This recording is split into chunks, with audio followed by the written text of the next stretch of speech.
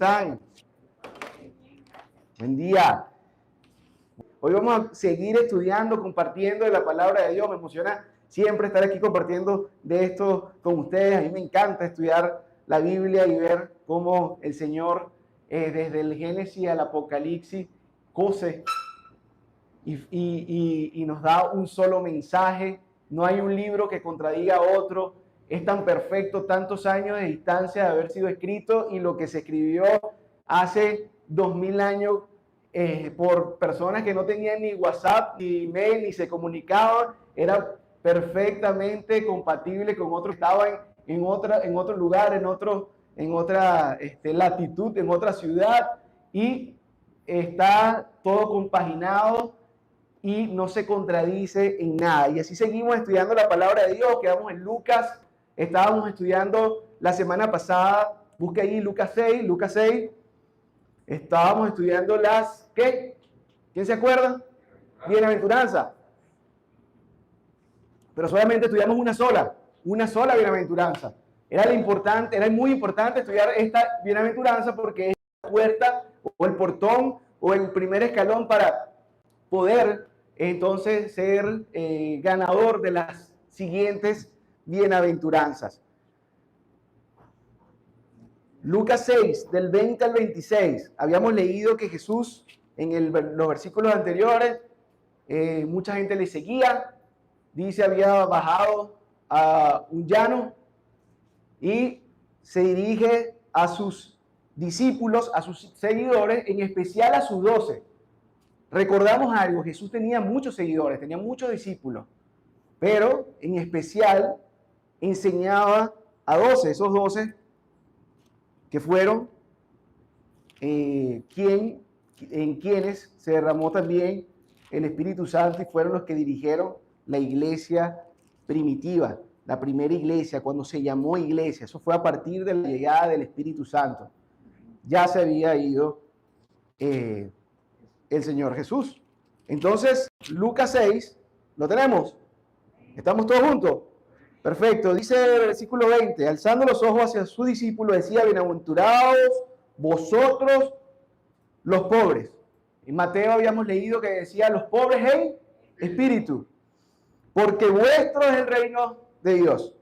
Bienaventurados los que ahora tenéis hambre, porque seréis. Bienaventurados los que ahora lloráis, porque reiréis. Y esto, imaginemos esta escalera. Dice que lo primero eran los pobres en espíritu, lo estudiamos, ¿no? A los quebrantados de corazón, aquellos que entienden quién es Dios y quiénes son ellos. Pero luego dice: los que tienen hambre serán saciados. Y en Mateo dice: los que tienen hambre y sed de justicia serán saciados. Y usted no puede ser saciado de hambre y de sed de justicia si usted no entiende, ni ve, ni ha entrado, ni ha visto el reino de los cielos, porque lo que usted va a querer saciar es su justicia propia, no la justicia de Dios, sino mi justicia. Y aquí no está hablando de la justicia propia. Dice aquellos en los que se dieron cuenta que habían hecho contra Dios, entonces serán saciados en la justicia que Dios obrará sobre cada uno de ellos, pero no solamente en la que obrará sobre ellos, sino que ellos también tendrán sed y justicia de obrar según la justicia de Dios. ¿Y dónde está esa justicia? Y hoy vamos a estar viendo todo esto. Miren esto. Dice: bienaventurados los que lloran, porque reirán. Pero Mateo dice: porque serán consolados. Y los que lloran serán consolados. Aquellos que lloran, y hablamos la semana pasada también de llorar en un sentimiento por haber fallado a Dios, entonces serán consolados. Estos reirán. Y estamos hablando de bienaventuranza como una forma de gozo, pero un gozo, una felicidad que no es efímera ni temporal, como hablamos la semana pasada, sino que es eterna, y una paz con Dios que es continua hasta su venida y hasta disfrutar con Él eternamente. Bienaventurados cuando los hombres os aborrezcan y cuando os aparten de sí Y esto es cuando los desechen y se burlen de ustedes y los vituperen y los desechen y desechen vuestro nombre como malo.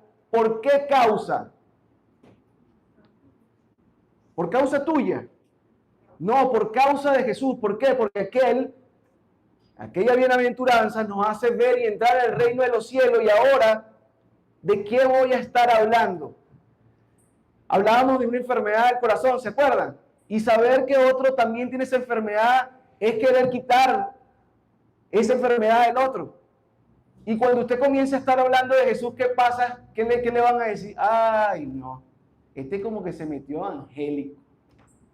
Que usted ande con una Biblia bajo el brazo, ¿qué le van a decir? Se van a burlar de usted. ¿Sabe qué? Nosotros vamos en una corriente y los demás van en contracorriente. Nosotros íbamos en esa corriente. Eso me hace recordar mucho el chiste que usa nuestro pastor Augusto, que decía que había un hombre que iba manejando, borracho en la radio, iba escuchando, que decían, cuidado, hay un hombre que viene en contravía, en dirección contraria, tengan cuidado con él. Y el borrachito decía, uy, no, son varios. La verdad que esto es lo que sucede normalmente cuando conocemos a Cristo. Como conocemos con su mente, vemos por sus ojos y todo comienza a ser en contracorriente. Adivine qué le va a pasar. Se van a burlar de usted. Ay, ahora este está leyendo la Biblia, qué aburrido. Pero Dios dice, tienes un galardón por haber defendido eso, por haber aguantado esa burla. La van a hacer. Entonces, Jesús en este momento está avisándole a sus discípulos, a sus seguidores, que esto iba a pasar. Y dice, bienaventurado serás cuando esto suceda por mi nombre. ¿Y qué les dice en el versículo 23? Gozaos en aquel día y alegraos. Y en la semana pasada hablábamos, ¿qué es esto? Me voy a gozar por esto. Es que la paz que te da con Dios. En ese momento no se burle de ti. Tú dices, bueno, ¿qué hago? ¿Tengo paz con Dios o paz con estos amigos míos para que no se burlen? Yo quiero que usted experimente esto. Usted no lo va a saber si usted no lo prueba. A ver qué le va a dar más felicidad. Y alegrados porque aquí vuestro galardón es grande. ¿En dónde? En los cielos, a donde vas. Aquí estás un corto tiempo. Porque así hacían sus padres con los profetas. Y luego tiene que unas advertencias. Mas hay de ustedes ricos, porque ya tienes vuestro consuelo. Ahí está. Es un consuelo temporal. Lo tienen. Lo hago así aquí un poquito. Es malo ser rico, ¿no? No está diciendo esto. Sino cuando tu confianza, tu alegría, tu felicidad crees que es el dinero la que lo va a dar. Ay de vosotros los que ahora ríen, que lamentarás y llorarás, y ese lloro durará, y ese crujir de dientes eternamente lejos de mí. Ay de ustedes cuando los hombres hablen bien de ustedes, porque así hacían los padres con los falsos profetas. Y aquí estamos entonces en este estudio de las bienaventuranzas. Está Jesús ahí hablando. ¿En qué contexto? Hablamos la semana pasada en un sermón, uno de los sermones más importantes del cristianismo o para el cristianismo, donde hay enseñanzas y disciplinas esenciales para ser cumplidas y practicadas por aquellos que pertenecen al reino de los cielos. Jesús sabía cuál era el problema del hombre, o venía del cielo a la tierra a averiguar cuál era el problema del hombre. ¿Qué dijimos la semana pasada? Ya lo sabía. Él era Dios, es Dios. Ya sabía cuál era el problema del hombre. Y en el Antiguo Testamento leímos de Jeremías, y yo les pido que ustedes que agarren una Biblia y puedan, cuando pidamos leer un capítulo, un versículo, alguna referencia, léala, búsquela, aunque esté en la pantalla, Si no la encontró rápidamente, lea la pantalla, pero haga todo lo posible para buscarla porque usted allí va a tener el contexto de qué es Antiguo Testamento, qué es Nuevo Testamento. El Antiguo Testamento está narrado y está narrando la venida de un Mesías. En el Nuevo Testamento vino el Mesías. Entonces, si yo hablo del Antiguo Testamento, estoy hablando de unos hechos en los cuales Jesús no está allí y se había avisado algo. Y tiene mucha valía que sepamos esto, porque entonces entenderemos que 700 años antes se había predicho, se había profetizado algo que iba a suceder en un hombre y que todo sucedió en ese hombre. Algo que es como conseguir un alfiler en un campo de béisbol. Ser tan preciso como eso.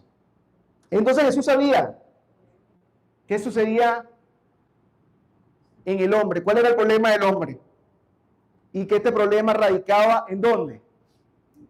¿Qué dijimos? ¿Qué decía Jeremías? ¿Qué dijo Dios antes que viniera Jesús? El problema radica en el corazón, en el alma, en su espíritu con E minúscula. Lo dijimos la semana pasada. Y entonces, ¿qué viene Jesús? A atacar el asunto del corazón. ¿Cuál es su diagnóstico? El hombre tiene un corazón enfermo de muerte. Lo dijimos la semana pasada. Y lo ratifica en Mateo 15, 18 y 19. El propio Jesús lo ratifica. Búsquenlo allí. Mateo 15, del 18 al 19.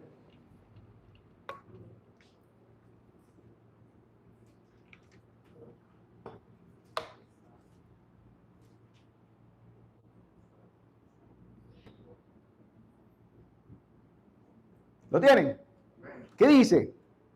Pero lo que sale de la boca, del corazón sale. Y esto contamina al hombre, porque el corazón, del corazón, salen los malos pensamientos, los homicidios, los adulterios, las fornicaciones, los hurtos, los falsos testimonios, la blasfemia. Entonces Jesús no solamente ya tenía un diagnóstico, el Señor en el cielo tenía un diagnóstico, sino que también nos proporciona la solución al problema.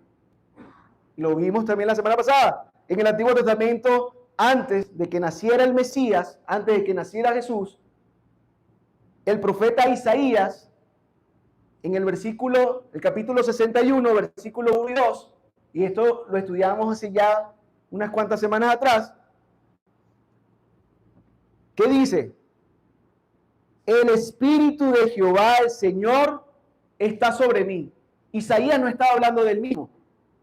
Isaías estaba hablando sobre un Mesías, un Cristo, un Salvador que vendría, en el cual estaría el Espíritu de Dios sobre él. Y dice, el Espíritu de Dios está sobre mí, hablando Isaías de alguien más, porque me ungió Jehová, me ha enviado a predicar buenas nuevas a los abatidos. Venía a predicar una buena noticia. Lo estudiamos en su momento. A vendar los quebrantados ¿de qué? Del corazón.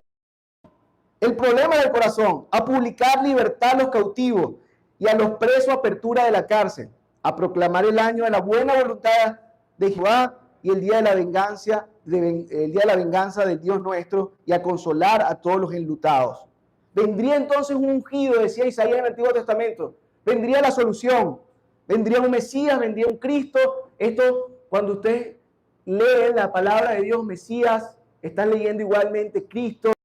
Este ungido, por eso Jesús es el Jesucristo, es Jesús el Mesías.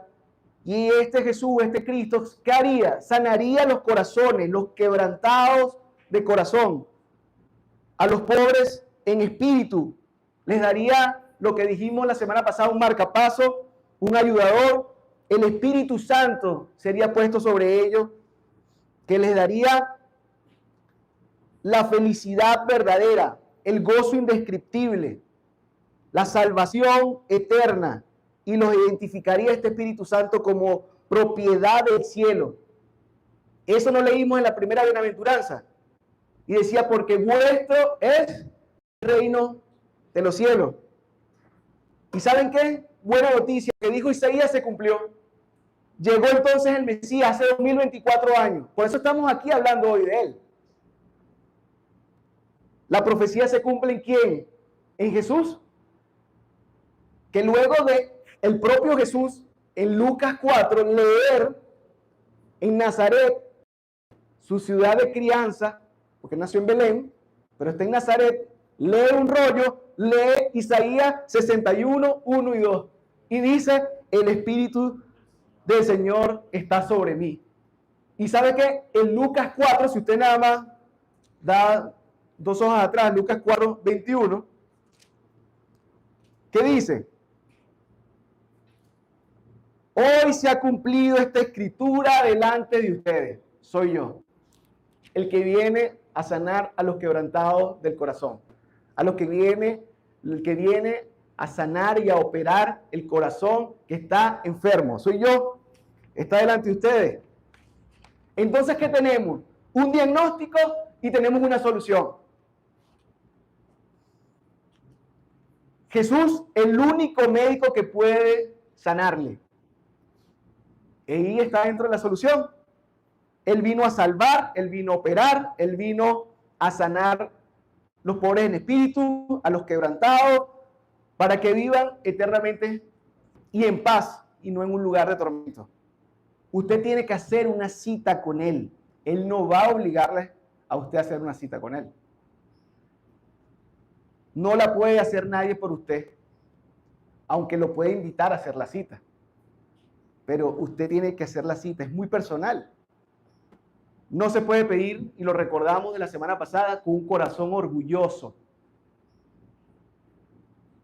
Usted debe venir humilde, reconociendo, como dijimos, uno, la realidad de quién es Dios y la realidad de quién es usted. Dios es el creador y usted es la creación. Él es el Señor. Usted debe reconocer entonces que le ha ofendido y reconocer su necesidad y dependencia de Él en todos los ámbitos de la vida. Considerando que tenemos entonces un diagnóstico y tenemos una solución,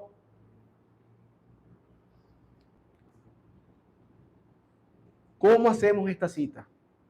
Para hacer esta cita yo debo saber por lo menos que estoy enfermo. Ahora, ¿cómo sé yo que estoy enfermo? ¿Cuál es mi referencia? Yo debo tener un patrón. Yo debo tener un modelo para saber que estoy enfermo. ¿Cómo sabe el hombre si tiene un corazón enfermo? ¿Cómo sabe si ha ofendido a Dios? ¿Cómo sabe que debe depender de Él en qué cosas? ¿Cómo lo sabe? Si el hombre no tiene este modelo y este patrón, tiene gran dificultad para identificar su enfermedad y hacer una cita con el doctor. Usted puede tener una tosecita sin saber que por dentro puede tener una neumonía. Tal vez usted dice, bueno, yo me tomo esta pastillita, me tomo este remedio, por ahí me dijeron que me tomara un jarabe y me curo. Pero usted debe hacer una radiografía, ¿verdad, doctora? A ver cómo están los pulmones. ¿Cómo sé que estoy enfermo? Hoy conoceremos de manera práctica, a través de la vida de el rey Josías, rey de Judá, cómo él encontró la respuesta a estas preguntas. ¿Cómo sé si estoy enfermo? Tal vez usted también la encontrará ahí. Esta historia nos servirá para responder estas interrogantes. Entonces vayamos a Segunda de Reyes. Vamos a Segunda de Reyes, vamos a leer Segunda de Reyes, capítulo 22, versículo de... Todo el capítulo 22 lo vamos a leer. Hasta Segunda de Reyes, capítulo 23, versículo 3. Vayamos allá.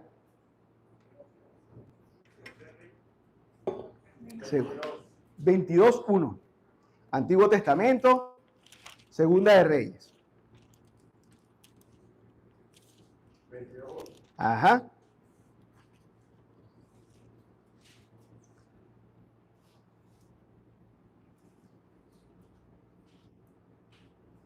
¿Listo? ¿Está conmigo? Qué bueno. Tenemos allí al rey Josías. Cuando Josías comenzó a reinar, era de 8 años. ¡Wow! Un rey de 8 años. ¿Puede imaginarse usted un rey de 8 años? Y reinó en Jerusalén 31 años. Y aquí hay un pequeño resumen de lo que pasó en su reinado. Dice, el nombre de su madre fue Jedida de Adaía, de Boscat, e hizo lo recto ante los ojos de Jehová y anduvo en todo el camino de David su padre sin apartarse a derecha ni a izquierda. Tenemos un pequeño... Dices, wow, qué bueno, ¿verdad? Tener un resumen de tu vida así, que pudiste ser alguien que no se apartó, hiciste lo recto delante de Dios. Ahora, veamos algo. ¿Cuál es el contexto cultural y de crianza de Josías? Es importante que sepamos por qué él llegó ahí a los 8 años. ¿Por qué fue rey a los 8 años? Normalmente los reyes eran rey porque moría el padre. Y murió su padre. Y él sucedía al padre. Y algo sucedió que él quedó como rey. ¿Qué había vivido en esos 8 años Josías? Vamos a ver un contexto. ¿En qué había sido enseñado Josías? Vean ahí Segunda de Reyes, capítulo 21, versículo 19. ¿Lo tienen? Está arribita. ¿Qué dice? De 22 años era Amón cuando comenzó a reinar y reinó 2 años en Jerusalén. Este no reinó nada. 2 años. El nombre de su madre era hija de Harús de Jotba. E hizo lo malo ante los ojos de Jehová, como había hecho Manasés su padre. O sea, tenemos a un Josías con la enseñanza ya de 8 años, con un papá malvado, malo delante de los ojos de Dios, y un abuelo también. ¿Qué es lo que normalmente esperaríamos? Que Josías también repitiera lo mismo. Si Manasés lo había hecho, Amón lo hizo, tal vez Josías podría haber repetido lo mismo, pero vamos a darle gracias a Dios que tal vez los 8 años no le sirvieron para ver todo lo malo que había hecho el padre. Y comienza un reinado de un rey de 8 años, muy joven, con un ejemplo, por lo menos algo había visto. Tenemos entonces un contexto. Pero al parecer, cuando comienza a reinar, algo pasa en Josías a los 12 años. Pasaron 4 años de reinado y vamos un momento, deje el dedito ahí en Segunda de Reyes y vamos a Segunda de Crónicas 34. El libro de Crónicas tiene también un paralelo de todos los reinados. Segunda de Crónicas y Segunda de Reyes, igual que Primera de Reyes y Primera de Crónicas, van contando también las mismas historias sobre los reyes, así como hemos hablado que lo hace Mateo, los evangelios, ¿verdad? Que tienen lo que llamamos un sinóptico, un paralelo. Bueno, esto también pasa con el libro de Reyes y el libro de Crónicas. Entonces, vaya ahí un momentico, a Crónicas 34. Ajá. Segunda de Crónicas 34, versículo 3 al 7. ¿Qué dice? No lo vamos a leer todo. Yo lo que quiero que sepan que hay un detalle que no sale en esta Segunda de Reyes 22, que nos lo da Segunda de Crónicas en el versículo 7. ¿Y qué dice? Dice así. Versículo 3. A los 8 años de su reinado, siendo un muchacho, comenzó a buscar, ¿qué dice? David su padre. Algo dijo, yo quiero conectarme con el Dios de David, de donde viene todo el linaje de los reyes. Y alguien, David, yo quiero conectarme con eso. A los 12 años comenzó a Judá, que era la ciudad, y a Jerusalén, ¿verdad? Vamos a decir que era el estado, era Judá, Jerusalén, la ciudad, de los lugares altos, comenzó a limpiar de imágenes de Acera. Acera era una diosa, esculturas e imágenes fundidas. ¿A qué edad comenzó a hacer eso? Dice, y a los 12 años, ¿vio? Algo sucedió y comenzó a limpiar y a los 8, dice, comenzó a buscar de Dios, pero a los 12 comenzó a hacer cosas como para agradar a Dios. Y yo no sé si esto también podemos conectarlo con alguna vez en nuestra vida, que algunos dicen, yo he estado buscando a Dios. Yo estoy buscando a Dios. Cuando no se ha dado cuenta que Dios lo ha buscado a usted toda la vida. Además, usted nació y ya Dios había muerto por usted. No es casual que usted diga, Estoy buscando a Dios. Dios te estaba buscando a ti y te amó primero. De hace rato te estaba buscando. Solo que ha puesto cosas en el camino para que entiendas que de verdad lo necesitas. Y Josías estaba en esto. Estaba como buscando a Dios. Yo estoy buscando a Dios. Volvamos otra vez a Segunda de Reyes 22. Vamos. A Segunda de Reyes 22. Quedamos al versículo 3.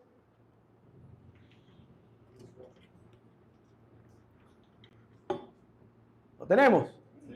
Lo que sabemos es que luego de los 12, que él comienza a hacer todo esto, a quitar imágenes, yo quiero limpiar las cosas como deberían ser a los 12, a los 18, perdón, versículo 3, años del rey Josías, envió el rey a Safán, hijo de Azalía, hijo de Mesulán, escriba a la casa de Jehová diciendo.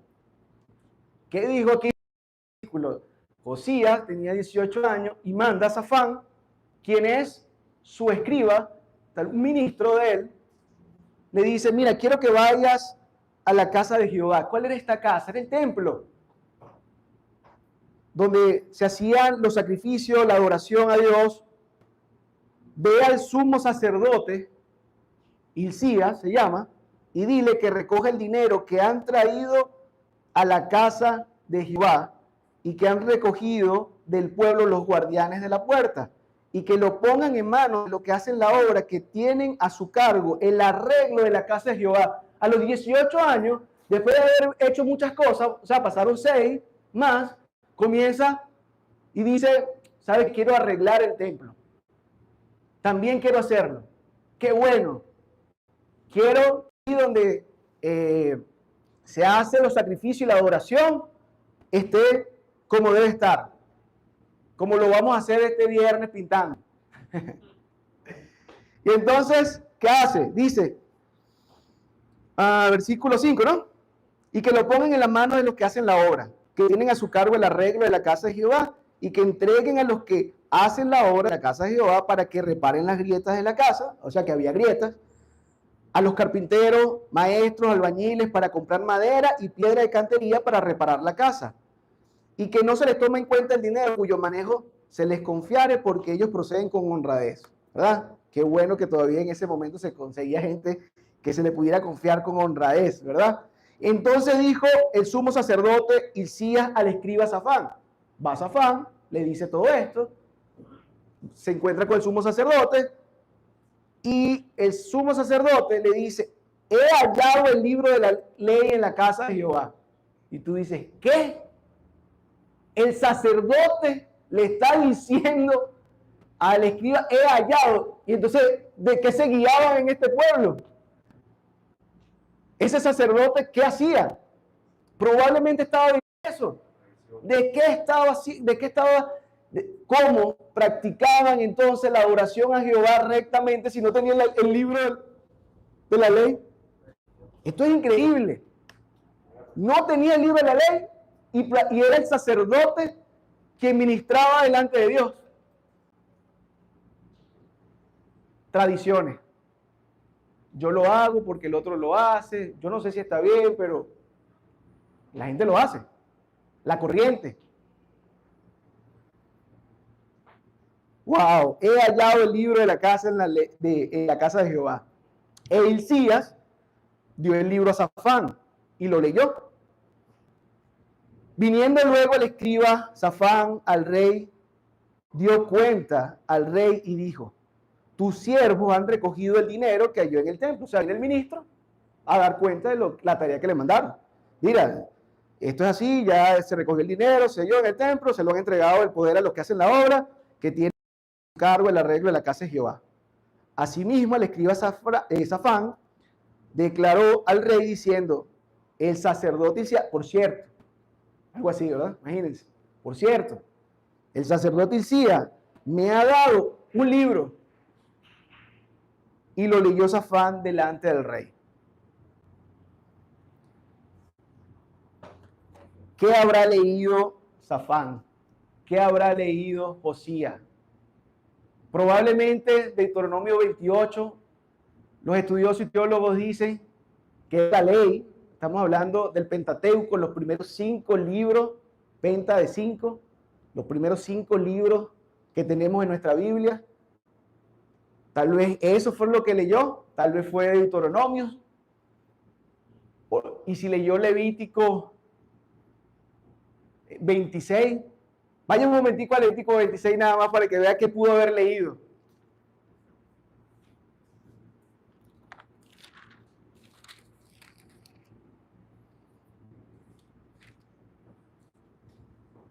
¿Lo tiene? ¿Está conmigo? Dice, no haréis para vosotros ídolos ni escultura, ni os levantaréis estatua, ni pondré en vuestra tierra piedra pintada para inclinarlos a ella, porque yo soy Jehová tu Dios. Guarda mis días de reposo y tened en reverencia mi santuario, yo Jehová. Si anduvieres en mis decretos y los guardares mis mandamientos y los pusieres por obra, yo daré vuestra lluvia a su tiempo. Y vienen una cantidad de bendiciones que usted puede leer y queda de tarea que usted le lea. Ahora miren el versículo 14. Pero si no oyereis ni hiciereis todos estos mis mandamientos, si desdeñareis mis decretos y vuestra alma menospreciareis mis estatutos, no ejecutando todos mis mandamientos e invalidando mi pacto, yo también haré con ustedes esto. Enviaré sobre ustedes terror, extenuación y calentura que consuma los ojos, y atormentaré el alma. Sembraréis en vano vuestra semilla, porque vuestros enemigos se comerán. Pondré mi rostro contra ustedes y seré... Y ahí están todas las consecuencias. Y usted se imagina a este hombre habiendo leído esto. Pero yo no conocía esto. Yo lo estaba haciendo de la mejor forma. Yo pensé que lo que estaba haciendo era suficiente. Si así lo hacía mi mamá, las tradiciones también me decían que así lo tenía que hacer. ¿Cuál fue la diferencia? ¿Cómo supo Josías que estaba enfermo? A través de la palabra. Versículo 11 de segunda de Reyes 22. Volvamos.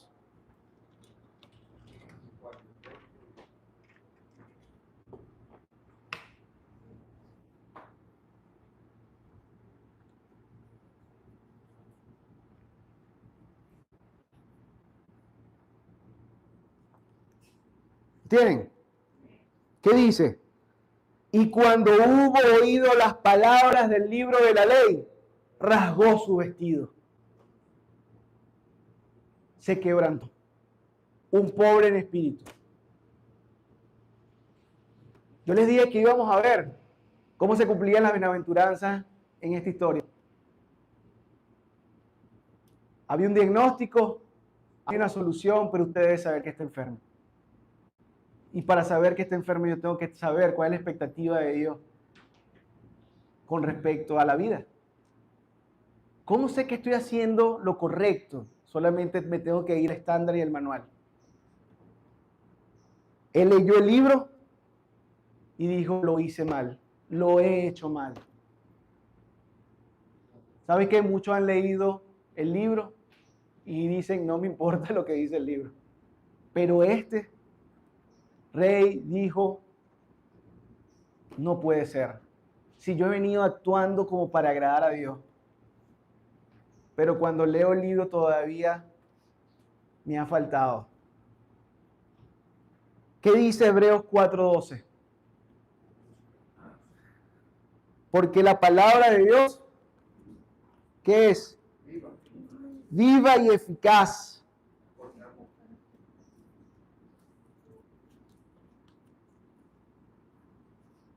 Vamos a buscarlo. Ahí lo tienen.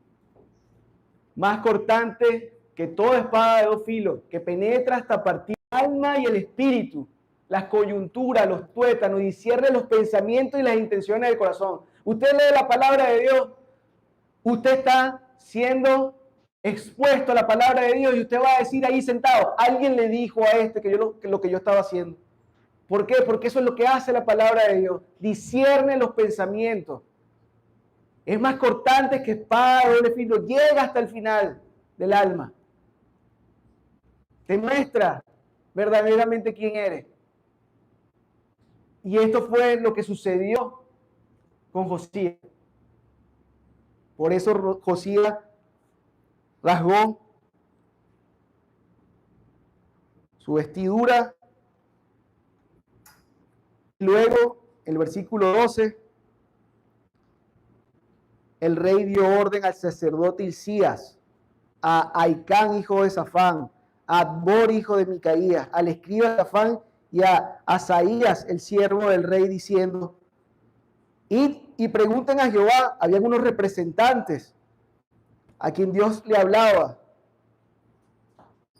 Id y pregunten a Jehová por mí y por el pueblo y por toda Judá acerca de estas palabras de este libro que se han hallado, porque grande es la ira de Jehová que se ha encendido contra nosotros, por cuanto nuestros padres no escucharon las palabras de este libro para hacer conforme a todo lo que se nos ha escrito. Él sabía que sus padres no estaban en ello. Sin la palabra de Dios quedamos acéfalos espiritualmente, no entendemos nada que tenga que ver con el reino de los cielos, porque es, y yo lo dije la semana pasada, lo que es espiritual se soluciona espiritualmente. Nunca sabrás cómo agradar a Dios, ni cuánto le estás ofendiendo si no conoces la palabra de Dios. Por eso es tan importante estudiar la palabra de Dios. ¿Y dónde se hace esto por lo menos en nuestra iglesia? En los grupos pequeños, en la célula. Esto lo que vemos aquí es un pedacito, el verdadero estudio y profundización de la palabra se hace en la célula. Entonces le dice, id y pregunten, vayan, yo quiero saber qué dice Dios sobre todo este mal, será sobre nosotros. Él comienza a tener sed y hambre de la justicia, de conocer la justicia de Dios, no la justicia de él ni cómo él la estaba haciendo. Y aquí vemos otra bienaventuranza. Sed y hambre de justicia. De la justicia de Dios sobre la vida de él y para él hacer justicia también con la justicia de Dios. El versículo 14 nos dice que entonces fueron al sacerdote Hilcías y a Ahicam, Abnor, Safán y Asías, a la profetisa Hulda, mujer de Salum, hijo de Tikva, hijo de Harhas o Arhas, vestidura, la cual moraba en Jerusalén en la segunda parte de la ciudad, y hablaron con ella. Así ha dicho Jehová de Israel: decid al varón que los envió a mí, el rey, así dijo Jehová: he aquí yo traigo sobre este lugar y sobre lo que en él mora todo el mal de que habla este libro que ha leído el rey de Judá. Yo traigo todas esas advertencias, así como las advertencias en las bienaventuranzas. ¿Las recuerdan? Ay de ustedes ricos, ay de ustedes que ríen. Todas esas advertencias se van a cumplir. Son advertencias porque si tú no sigues la instrucción, entonces te va a pasar. Como la de los tableros que dicen no toques porque se va a electrocutar. No sigas la advertencia a ver qué va a suceder. El versículo 17, por cuanto me dejaron a mí y quemaron incienso a dioses ajenos, provocándome a ira con toda la obra de sus manos. Mi ira se ha encendido contra este lugar y no se apagará. Mas el rey de Judá, que os ha enviado para que preguntéis a Jehová, dirán así: así ha dicho Jehová, el Dios de Israel, por cuanto oíste la palabra de este libro, y tu corazón, ¿qué sucedió? Se quebrantó y te humillaste delante de Jehová. Cuando oíste lo que yo he pronunciado contra este lugar, contra sus moradores, que vendrán a ser asolados y malditos, y rasgaste tu vestido, lloraste en mi presencia. Dios lo vio, yo te vi, dice Jehová. También yo te he oído. Serás consolado, Josías. Porque los que lloran, bienaventurado llora porque será consolado. Bienaventurado el que llora porque reirá. Por tanto, he aquí yo te recogeré con tus padres y serás llevado a tu sepulcro en paz. Y no verán tus ojos, Josías, todo el mal que yo traigo sobre este lugar. Hay una sentencia sobre la tierra. Pero el que está en paz con Dios no la verá. No verá lo que sucederá en este lugar.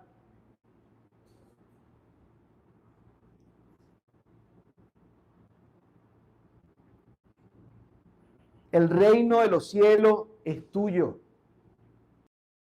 Vosotros, de vosotros es el reino de los cielos, aquel que se quebranta, aquel pobre en espíritu. Y ellos dieron entonces al rey la respuesta. ¿Qué sucedió? Entonces el rey mandó a reunir con él a todos los ancianos de Judá y de Jerusalén. Y subió el rey de la casa de Jehová con todos los varones de Judá y con todos los moradores de Jerusalén. Convocó a todo el pueblo, con los sacerdotes y profetas, con todo el pueblo, desde el más chico hasta el más grande. ¿Y qué hizo? Yo quiero compartir que tú también estás enfermo. No lo hablamos la semana pasada. Usted va a dejar morir a alguien que sabe que está enfermo de corazón. Él dijo, yo sé que estoy enfermo. Ya me di cuenta. La palabra me lo reveló. Me quebranté y Él me curó. Yo quiero curar a mi pueblo. Oyéndoles todas las palabras del libro del pacto que habían sido hallados en la casa de Jehová. ¿Qué le hizo? No solamente dio un diagnóstico, le dio la solución, sino quiero mostrarle en qué estamos enfermos. ¿Quiere saber si usted está enfermo? Vamos a leer la palabra de Dios.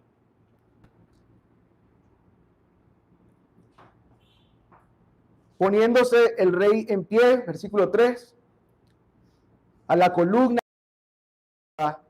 que irían en pos de él y guardarían sus mandamientos, sus testimonios y sus estatutos. ¿Con qué? Con todo el corazón, con todo el alma, y que cumplirían las palabras del pacto que estaban escritas en aquel libro. Y todo el pueblo confirmó el pacto. Usted puede seguir leyendo la historia porque es bastante interesante. Pero lo que tenemos aquí ya es suficiente para nosotros. Salmo 119, busquen ahí el Salmo 119, versículo 60.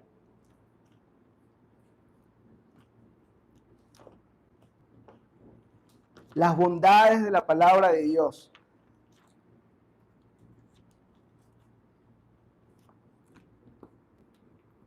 Salmo 119. ¿Qué dice? Me apresuré y no me tardé en guardar tus mandamientos. Me apresuré y no me retardé en guardar tus mandamientos. Esto fue lo que hizo Josías. Se apresuró, no se retardó. Y esa misma sed y hambre que tenía saciada por Dios, pero también partida por él a hacer conocer la justicia de Dios a los demás. Se dice finalmente del rey Josías en Segunda de Reyes 23 al 25. Miren lo que se dice de Josías. Segunda de Reyes 23 al 25.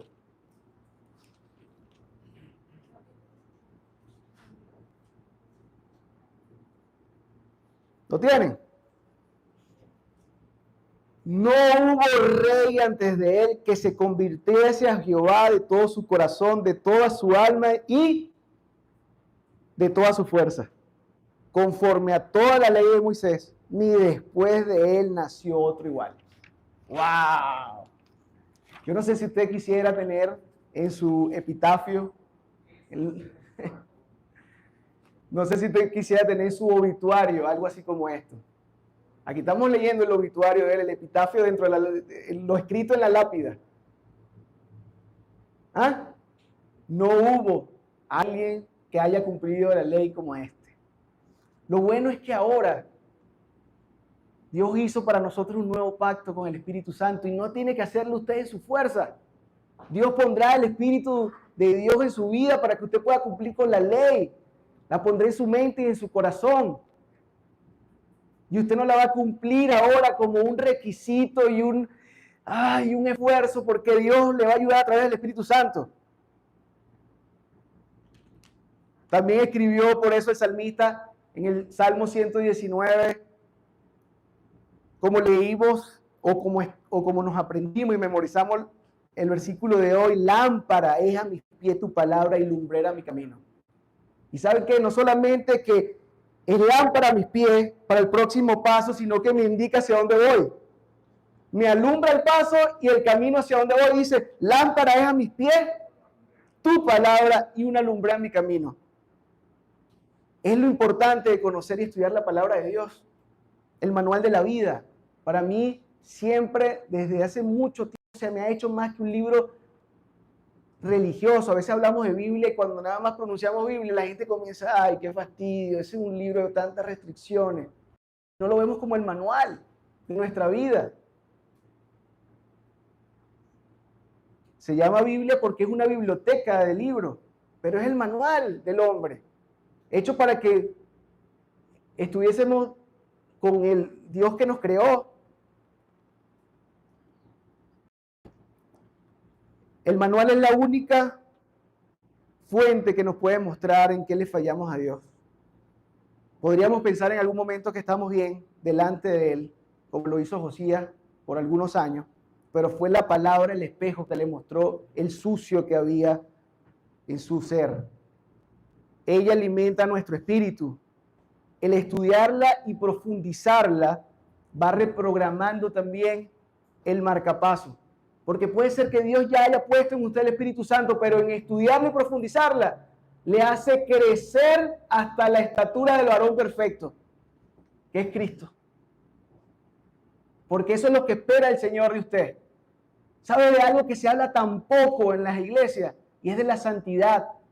Y es de esa santidad a la que espera el Señor, porque Dios es un Dios santo, santo, santo. Y si vamos a vivir con un Dios santo, santo, santo, adivine qué quiere el Señor de usted. ¿Y a través de qué la va a lograr? La palabra de Dios limpia, sin mucho esfuerzo, alimenta el Espíritu de Dios para que usted pueda entonces agradar a Dios. Es el alimento, es el pan del Espíritu, con E mayúscula, que entra en su vida cuando usted hace el sacrificio que Jesucristo hizo hace 2000 años en la cruz por usted.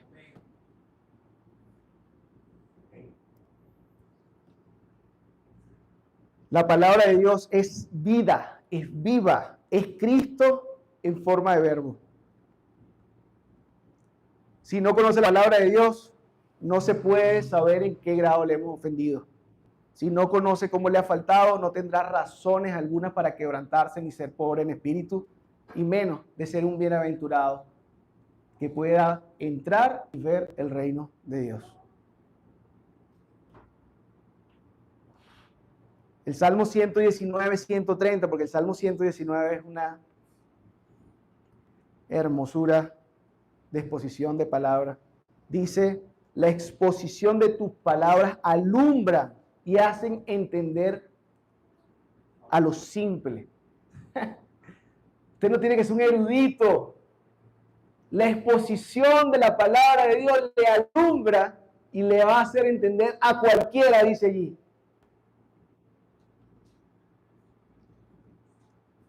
Jesús dijo en Juan 8:51, de cierto les digo que el que guarda mi palabra nunca verá muerte. Y esto de guardar la palabra no era agarrarle y meterle en una gaveta. o de abrirla en el Salmo 91 o 121 en su casa y dejarla ahí como un adorno, sin saber ni entender lo que Dios le estaba diciendo en cada uno de esos salmos. Juan 7, 38 y 39 dice: el que cree en mí, dijo Jesús, como dice la Escritura. ¿Como dice quién? El que cree en mí, como dice mi mamá. ¿Cómo me dijo? No, si usted quiere saber, si no le están metiendo ningún cuento, usted va entonces a la Escritura. Cuando Jesús dice eso, ¿qué Escritura existía? El Antiguo Testamento, que hablaba del Mesías y le dice: el que cree en mí, como dice la Escritura, de su interior correrán ríos de agua viva. Esto dijo del Espíritu, con E mayúscula, que habían de recibir los que creyesen en él. Pues aún no había venido el Espíritu Santo porque Jesús no había sido glorificado. ¿Saben qué? Ya Jesús resucitó y fue glorificado y está a la diestra del Padre. Entonces ya tenemos acceso al Espíritu Santo, que son las arras para aquellos que han creído, identifican al que ha puesto su confianza en él. Si tú eres expuesto a la palabra, serás expuesto entonces al arrepentimiento y serás entonces galardonador, ganador de las bienaventuranzas y de todas las siguientes bienaventuranzas. Tenemos un diagnóstico, una solución y podemos saber si estamos enfermos. Saber que estamos enfermos nos lleva entonces a tomar la solución. Oremos. Padre, gracias te damos, Señor, por este día. Gracias te damos por tu palabra, Señor. Tu palabra es viva, es vida. Gracias, Señor, por todo lo que nos has enseñado el día de hoy. Lo importante es estudiar el manual de vida para saber cómo agradarte, Señor, para saber si te hemos ofendido. Queremos conocerte más. Qué alegría, Señor, que pusiste a través de tu Espíritu, Señor, la inspiración en hombres que no podría ser de otra forma sino por ti, por la exactitud de tu palabra, en distancia y tiempo, pero que es tan concuerda con cada una de tus mandatos, Señor, en cada uno de los libros, sin contradecirse, Señor, y es justo lo que necesitamos, Padre, para tener una relación y una contigo. Gracias por tu palabra, Señor. No solamente damos gracias por tu palabra, porque ella, además de hacernos ver nuestra enfermedad, nos da también la noticia de una solución a nuestra enfermedad. Y después de ser operados, esta palabra nos ayuda a seguir creciendo y madurando espiritualmente para parecernos más a ti, para llegar hasta donde tú estás, Señor, en santidad, porque tú eres un Dios santo. Te bendecimos, Señor, porque diste todas las herramientas para que estuviésemos contigo. No negaste nada. Y es tu palabra, Señor, la que hemos estudiado todo este tiempo, Señor, que nos ha dado vida y alegría al corazón. Gracias, Señor, porque podemos ser bienaventurados cuando te seguimos a ti. Porque no hay nada que dé más gozo y felicidad que ser burlados por tu nombre, Señor. Porque sabremos que estamos en el canal correcto y en la corriente correcta que nos lleva al cielo. A ti sea toda la gloria, la honra, Padre Santo. Y te pedimos, Señor, que si hay alguno aquí que no ha tenido un encuentro contigo personal, que no ha pedido una cita contigo, pueda decirle con sus propias palabras: Señor, perdóname por no haber escudriñado tu palabra, por no haberte conocido como tú quieres ser conocido. Tal vez vine haciendo mi vida según las tradiciones, como a mí me parecía, y tener una relación contigo como mi razón me daba. Pero ahora sé que tú has dejado un manual contigo. Quiero leerlo, quiero entenderlo, quiero conocerte. Ven a mi corazón, sana mi alma. Quiero vivir contigo eternamente. Si usted hace esa oración, Dios que estaba tocando la puerta, usted le está abriendo para que Él venga a hacer comunión, a comer con usted y a abrazarle y decirte, hijo, te amo. Gracias por aceptar mi muerte en una cruz. Te doy gracias, Señor, por este día y por aquellos que hayan hecho esta oración. Y si usted ha venido teniendo ya una relación con Dios, pero no ha venido estudiando y escudriñando su palabra para crecer y madurar en ella, dígale, Padre, te pido perdón. Quiero entrar en un estudio bíblico, quiero profundizar en tu palabra, quiero saber qué más quieres de mí, yo quiero conocer los propósitos de mi vida. Úsame y enséñame. Sea verdaderamente un hacedor y no solamente un oidor. Y que salga de aquí, salga transformado por la palabra de Dios, actuando de acuerdo a lo que usted oró al Señor y le prometió que iba a hacer. Gracias, Padre, por este domingo. Te damos a ti toda la alabanza en el nombre de tu Hijo Jesucristo. Amén y amén.